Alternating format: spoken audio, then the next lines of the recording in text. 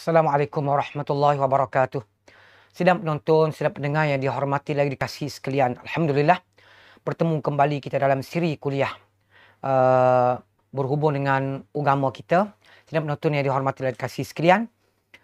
InsyaAllah pada kali ini saya akan membincangkan beberapa persoalan yang diajukan kepada saya dan banyak netizen ataupun orang kita membincangkan atau bertanya persoalan macam ni. Iaitu sidang penonton sekalian ialah mana lebih afdal kita menunaikan solat di masjid dekat dengan rumah kita tapi bilangan ahli jemaahnya tak ramai. Ataupun kita pergi solat di masjid yang jauh daripada rumah kita tapi bilangan ahli jemaah dia ramai. Mana lebih afdal? Baik, sidang penonton yang dihormati lagi kasih sekalian, bagi menjelaskan, menghuraikan perkara ini, saya memetik pandangan Syekh Khatib Syarbini dalam kitabnya Mughnil Muhtaj, di mana Syekh Khatib Syarbini menyebut, dia kata, wa ma kathura jam'uhu minal masajidi kama qalahul Mawardiyu afdalu mimma qalla jam'uhu minha. Kata Khatib Syarbini, dia kata masjid yang bilangan jemaah dia lebih ramai sebagaimana disebut oleh Al-Imam Al-Mawardi adalah lebih afdal kita menunaikan solat secara berjemaah di masjid tersebut berbanding dengan masjid yang lebih sedikit bilangan ahli jemaahnya. Itu secara umum disebut oleh Syekh Khatib Syarbini dalam kitab dia Munil Muhtaj. Kemudian Al-Imam Nawawi rahimahullah ta'ala membuat penambahan dalam kitab dia, menghuraikan masalah dalam kitab Rawdatul Talibin. Kitab dia sebut, وَحَيْثُ كَانَ الْجَمْعُ مِنَ الْمَسَاجِدِ أَكْثَرْ فَهُوَ أَفْضَلْ وَلَوْ كَانَ بِقُرْبِهِ مَسْجِدٌ قَلِيلُ الْجَمْعِ وَبِالْبُعْدِ مَسْجِدٌ كَثِيرُ الْجَمْعِ فَبِالْبَعِيدِ أَفْضَلْ. Kata Imam Nawawi, dia kata, sekira-kira kita menghukumkan, dia kata, jemaah di masjid yang lebih ramai bilangan ahli jemaah dia itu adalah lebih afdal kita solat berjemaah di masjid tersebut, sekalipun dia kata masjid berdekatan dengan rumah kita, dia kata ada tetapi bilangan jemaah dia sikit. Baik, adapun masjid yang berjauhan daripada rumah kita, dia kata bilangan jemaah dia ramai, maka masjid yang lebih jauh daripada rumah kita yang mempunyai bilangan ahli jemaah dia yang ramai itu lebih afdal daripada kita solat berjemaah di masjid yang sedikit jemaah dia walaupun berdekatan, masjid tersebut berdekatan dengan rumah kita. Ini Imam Nawawi sebut dalam kitab Rawdatul Talibin. Illa fi halataini, kecuali dalam dua keadaan. Di mana dalam dua keadaan ini solat di masjid berdekatan dengan rumah kita, kemudian walaupun bilangan jemaah di ahli jemaah dia tak ramai, lebih afdal berbanding dengan kita solat di masjid yang lebih ramai jemaahnya walaupun masjid tersebut jauh daripada rumah kita. Ini Imam Nawawi membuat pengecualian. Baik. Yang pertama, Imam Nawawi sebut, an tata'attala jama'atul qaribi bi'udurihi anhu. Dia kata akan terbantut, akan tertunda, tak ada orang semaya jemaah di masjid yang berdekatan dengan rumah kita. Baik, dia kata bi'udulihi anhu. Apabila kita tak pergi solat di masjid kat rumah kita, kita pergi semaya jemaah di masjid yang jauh daripada rumah kita, likaunihi imaman. Kerana kita ni adalah tok lebah, tok imam situ. Kita tak pergi solat di masjid tersebut menyebabkan orang situ tak ada tok imam, pakat balik belakang tutup masjid umpamanya. Maka pada ketika itu, afdal kita pergi solat kat masjid, kat rumah kita lah. Sebab orang lain boleh menghidupkan jemaah. Orang lain boleh tumpang kita berjemaah. Satu. Au yahdurun nasu bihudurihi fal qaribu afdal. Ataupun orang ramai akan pergi ke masjid berdekatan dengan rumah kita disebabkan kita pergi ke masjid tersebut. Baik, orang tengok, tok lebah kita ada, tok imam kita ada, maka orang pergi. Bila kita tak pergi, tengok-tengok orang ita-ita tengok, tak ada tok imam. Semua orang pakat balik, tak ada jemaah di masjid tersebut. Fal qaribu afdal. Kata Imam Nawawi, solat berjemaah di masjid berdekatan rumah kita walaupun jemaah dia tak ramai, 3 orang umpamanya, lebih afdal. Sebab apa? Boleh menghidupkan solat jemaah di masjid tersebut. Satu. Baik, yang kedua, kata Imam Nawawi, Ayyakuna imamul ba'idi mubtadi'an kal mu'tazili wa ghairih. Dia kata apabila imam masjid yang jauh daripada rumah kita, yang mana bilangan ahli jemaah dia tu ramai, imam tersebut adalah orang ahli bid'ah. Orang ahli bid'ah. Contoh dia kata kal mu'tazili. Imam tersebut adalah orang yang berpandangan mazhab Mu'tazilah. Ataupun lain-lain, Murji'ah, ke apa benda, Qadariyah, apa semua sekali. Baik, lebih afdal kita salat berdekatan dengan rumah kita. Walaupun jemaah dia tak ramai. Sebab imam jemaah yang ramai tersebut, jauh daripada rumah kita pun, imam tersebut ahli bid'ah. Wa qala fil minhaj. Berkata Imam Nawawi dalam kitab Minhaj, dia Minhajut Talibin. Kitab dia lain. Wa ma kasura jam'uhu afdal. Baik. Jemaah di masjid yang bilangan ahli jemaah dia tu lebih ramai, itu yang lebih afdal. Imam Nawawi sebut. Illa li bid'ati imami. Melainkan jemaah yang ramai tersebut adalah imam dia seorang ahli bid'ah. Au ta'attuli masjidin qaribin minhu li ghibati. Ataupun dia panggil tertunda. Tutup masjid yang berdekatan dengan rumah kita dengan sebab kita selaku tok imam atau tok lebah tak pergi ke masjid tersebut. Menyebabkan masjid tersebut tertutup kerana tak ada orang yang nak jadi imam umpamanya.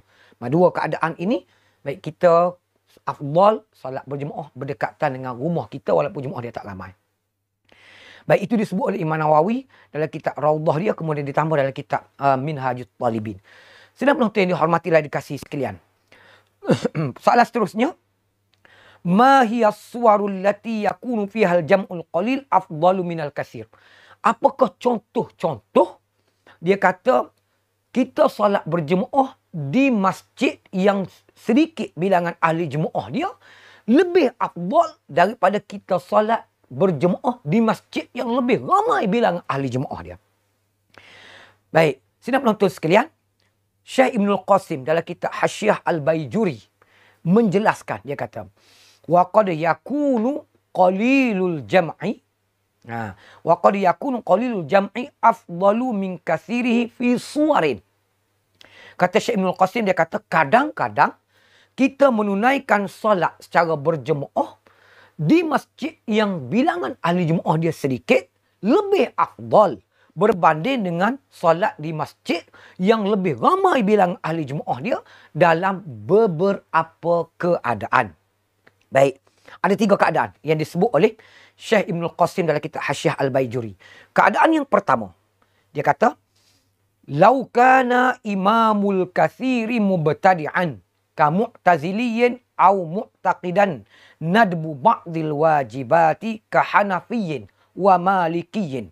Dia kata kalau sekiranya imam jemaah yang ramai itu adalah orang ahli bid'ah, seperti dia bermazhab ataupun pandangan dia panggil berpegang pada mazhab Mu'tazilah, ataupun dia kata orang ni mu'taqidan, imam jemaah yang ramai tersebut beriktikad, berpegang, dia kata kepada setengah sunat, dia kata sunat hukumnya pada setengah-setengah perkara yang wajib. Baik, contoh dalam mazhab Syafi'i kita, dia kata baik, benda ni adalah wajib, tapi imam jemaah yang ramai tersebut mengatakan, dia kata ini sunat. Contohnya ialah imam tersebut bermazhab Hanafi ataupun bermazhab Maliki. Baik, imam jemaah yang ramai tu, maka lebih afdal kita menunaikan solat di masjid yang bilangan jemaahnya ramai. Baik, tapi dia berpandangan bahawa perkara tersebut adalah wajib. Contoh imam mazhab Syafi'i sendiri, fa inna salata ma'a qalilil jam'i afdalu hina idzin. Maka dia kata kita menunaikan solat di masjid yang bilangan jemaah dia lebih sedikit adalah lebih afdal daripada kita solat di masjid yang bilangan ahli jemaah dia ramai tetapi imam dia macam tadi dia sebut ahli bid'ah, ataupun imam tersebut adalah dia berpandangan bahawa setengah daripada perkara wajib dalam mazhab Syafi'i contohnya, baik kerana dia berpandangan mazhab Hanafi, dia mengatakan itu adalah sunat contohnya. Baik, sedap penonton sekalian. Itu keadaan yang pertama. Keadaan yang kedua, kata Syekh Ibnul Qasim, Lau kana imamu qalilil jam'i yubadiru bis salati fi waqtil fadilah. Apabila imam jemaah yang sedikit itu bersegera menunaikan salat, iaitu di dalam waktu fadilah. Fa inna salata ma'ahu afdal. Maka kita menunaikan salat bersama dengan imam yang salat pada waktu fadilah, awal waktu ini, baik lebih afdal berbanding dengan kita salat dengan imam jemaah yang ramai bilangan ahli jemaah dia, tapi dia salat lewat. Iaitu sehingga melepasi ataupun habis waktu fadilah. Waktu yang mempunyai fadilah awal, fadilah yang sangat besar. Baik. Apa yang dimaksud dengan waktu fadilah? Saya merujuk pada kitab Hasyiah I'anatul Talibin, kata Syekh Sayyid Bakri. Dalam bab waktu salat dia kata, dia menghuraikan 5 waktu salat. Waktu salat ni, waktu fadilah, salat 5 waktu dia berbeza-beza. Waktu fadilah dia. Contohnya ialah salat zuhur. Salat zuhur dia mempunyai 6 waktu. Maksudnya ada waktu fadilah, ada waktu ikhtiar, ada waktu jawaz, ada waktu darurah, ada waktu haram dan sebagainya. Ada 6 waktu.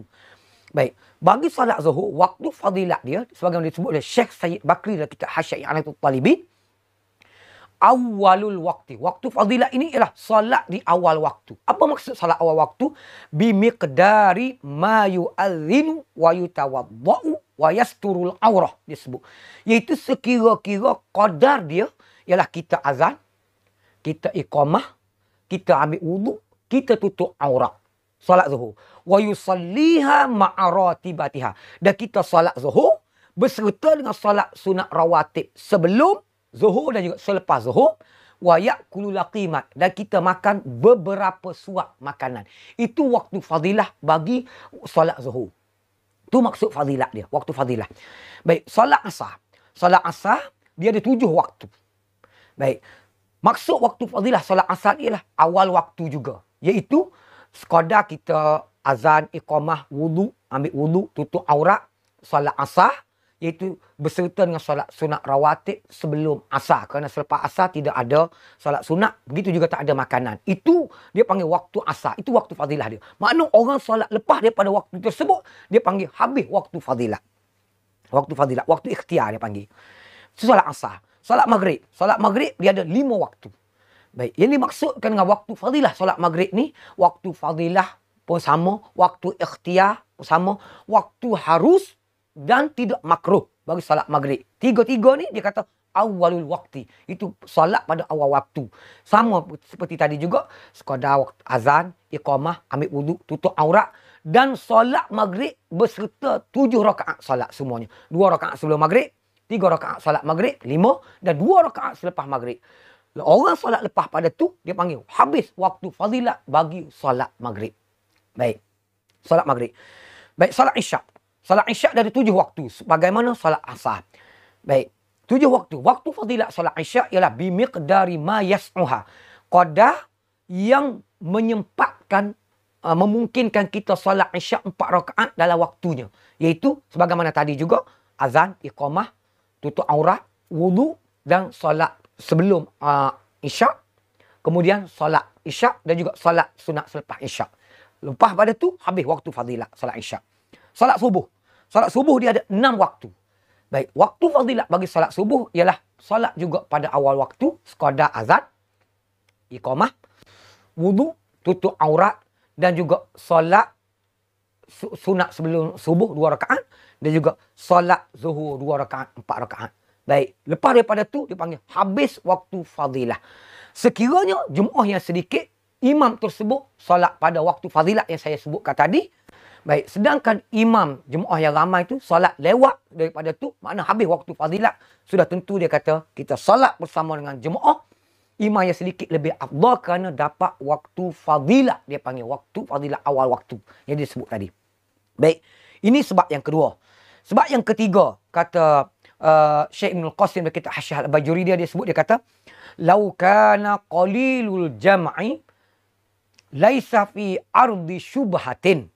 Sekiranya jemaah yang sedikit itu, baik, masjid tersebut, tapak masjid tersebut, tanah masjid tersebut, dia sebut ialah bukan berada, dia panggil, pada tanah yang ada syubhah. Contohnya ada pertikaian tanah tersebut. Orang duk bising, dia kata ini tanah saya, ini dia rampas. Baik, tanah ni tidak wakaf sejujurnya tanah orang dan sebagainya. Ada pertikaian. Baik, jemaah yang sedikit tu, tanah tersebut tak ada pertikaian. Selesai wakaf semuanya. Sedangkan masjid yang lebih ramai bilangan ahli jemaah dia panggil masalah tanah belum selesai. Tanah yang dirampas umpamanya, tanah yang tak selesai lagi isu wakaf dia berbangkit isu itu begitu begini. Baik, fassalamatu min zalika aula. Maka kita solat di masjid di mana tapak masjid tersebut yang tidak ada syubhah lagi, tidak ada keraguan lagi, lebih afdal, lebih utama daripada kita solat di masjid yang besar, yang lebih ramai bilangan ahli jemaah dia, tapi status tanah tersebut belum selesai. Ada pertikaian begitu begini. Baik, sidang penonton sekalian. Akan tetapi kalau jemaah masjid, masjid yang ramai bilangan ahli jemaah dia juga tak ada pertikaian di segi tapak tanah tersebut, sudah tentulah sidang penonton sekalian. Baik, kita solat berjemaah di masjid yang lebih ramai bilangan ahli jemaah dia itu lebih afdal berbanding dengan solat di masjid yang sedikit bilangan jemaah dia, sebab kedua-dua masjid tersebut tanah, di segi isu tanah tak ada pertikaian. Baik, dia sebut begini apabila ada pertikaian. Baik, jemaah yang ramai, masjid yang besar, masjid yang ramai bilangan jemaah dia, tanah dia, isu tanah tak selesai lagi. Baik, ada pertikaian, ada syubhah, begitu begini, ada keraguan, maka solat di masjid yang lebih sedikit bilangan ahli jemaah dia, tapi isu tanah tak ada selesai semua, itu lebih afdal. Berikut sidang penonton sekalian, ulasan kupasan berhubung dengan status solat Jumaat. Apapun yang penting sidang ahli Jumaat sekalian ialah solat Jumaat macam mana sekalipun lebih afdal. Cuma pertikaiannya ialah solat Jumaat di masjid yang kurang, tak ramai Jumaat bilangan ahli Jumaat dia berbanding dengan bilangan masjid yang bilangan ahli Jumaat yang ramai. Itu saja perbincangan kita. Yang penting solat Jumaat di mana-mana itu lebih afdal. Itu tidak ada pertikaian. Daripada kita salat seorang diri, itu lebih afdal. Mudah-mudahan penjelasan ringkas ini boleh memberi peringatan kepada kita, panduan kepada kita, khususnya kita sekarang ini berada di masjid, di kawasan rumah yang banyak masjid, surau dan sebagainya. Mudah-mudahan panduan ini boleh memberi pengajaran kepada kita. Walau bagaimanapun, salat di masjid dekat rumah kita pun, sidang penonton sekalian, baik juga. Sebab apa? Boleh menghubungkan silaturahim sama jiran-jiran tetangga tu, ada faedah dia juga. Sidang penonton sekalian. Yang pentingnya ialah salat secara berjemaah. Aku qauli hadza wa astaghfirullahal azim li wa lakum. Assalamualaikum warahmatullahi wabarakatuh.